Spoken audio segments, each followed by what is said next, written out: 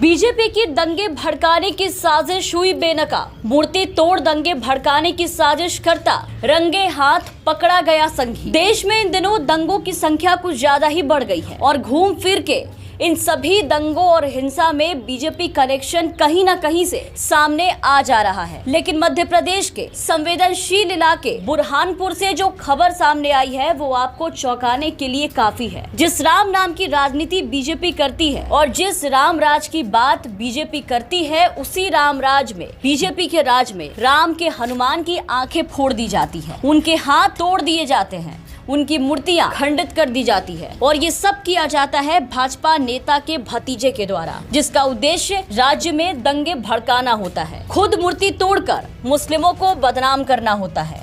मालीवाड़ा के हनुमान मंदिर में बीते 2 मई को भगवान हनुमान की मूर्ति की आंखें फूटी हुई और साथ ही रामदेव, जो कि राजस्थान के लोक देवता माने जाते हैं, उनकी मूर्ति के हाथ टूटे हुए मिले। मामला सामने आते ही हड़कंप मच गया। पुलिस ने सीसीटीवी फुटेज खंगाला तो पता चला कि मंदिर में मूर्तियों का अंग भंग करने वाला व्यक्ति कोई और नहीं बल्कि बीजेपी नेता प्रहलाद पटेल का भतीजा सतीश चौहान है। तनाव फैलने की आशंका को देखते हुए पुलिस ने 2 घंटे के भीतर ही उसे गिरफ्तार कर कोर्ट में पेश किया, जिसके बाद उसे जेल भेज दिया गया है। ईद और परशुराम जयंती के मौके पर माहौल बिगाड़ने की कोशिश की गई थी, हिंदू मुस्लिम दंगे भड़काने की कोशिश की गई थी बीजेपी के भतीजे के द्वारा, जो पूरी तरीके से बेनकाब और असफल साबित हुई। हालांकि स्थानीय लोगों की तत्परता से भी कोई बड़ी घटना नहीं हुई। सीसीटीवी फुटेज की मदद से मामले का पर्दाफाश हो गया कि मध्य प्रदेश में दंगे भड़काने के पीछे कौन है।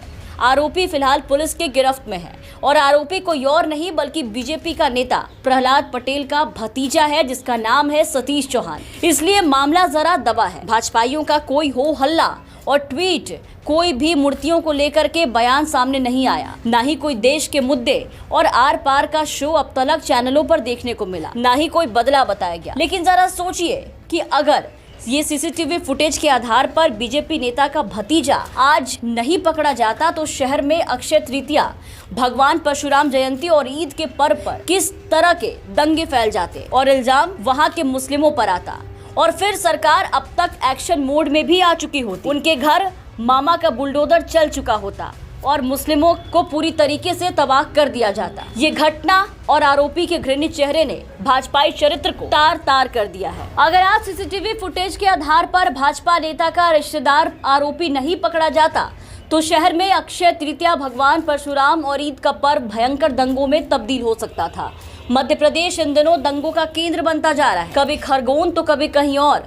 हर जगह भाजपा के राज में भाजपाई और बजरंग दल पूरी तरीके से बेलगाम नजर आ रहे हैं, जो आए दिन पूरे प्रदेश को किसी न किसी तरीके से सांप्रदायिकता की आग में झोंकने की कोशिश करते हैं। वेश बदलकर तरह तरह के दिमाग लगा करके मुसलमानों को बदनाम करने की कोशिश करते हैं, जो आए दिन प्रदेश में उल्टी सीधी हरकतें कर दंगा भड़काने और प्रदेश के मुसलमानों के रूप में कुछ न कुछ करने की कोशिश करते हैं। इसके पहले यूपी के अयोध्या शहर में भी सांप्रदायिक अशांति फैलाने के लिए कुछ ऐसा ही किया गया। हिंदू योद्धा संगठन के लोगों के द्वारा वेश बदलकर, टोपी पहनकर, मुस्लिम बनकर दंगे भड़काने और उनके उद्देश्य से अयोध्या में 2 मस्जिदों और एक दरगाह के बाहर पवित्र कुरान फेंके गए। इसके साथ साथ कई आपत्तिजनक सामान भी फेंके गए। उसका भी पर्दाफाश, उनकी साजिश भी बेनकाब सीसीटीवी फुटेज के आधार पर ही हुई थी और उन दंगाइयों के भी बीजेपी कनेक्शन सामने आए थे। और अब एक बार फिर मध्य प्रदेश में वही हाल देखने को मिला है, जिसमें आरोपी कोई और नहीं भाजपा के बड़े कदावर नेता प्रहलाद पटेल का भतीजा सतीश चौहान है, जिसने प्रदेश में दंगे भड़काने के लिए राम के हनुमान की मूर्तियां तक खंडित की। और ऐसे में अब देखना होगा कि इस आरोपी के ऊपर मामा का बुलडोजर चलता है या फिर नहीं। Bureau report, the VPN TV.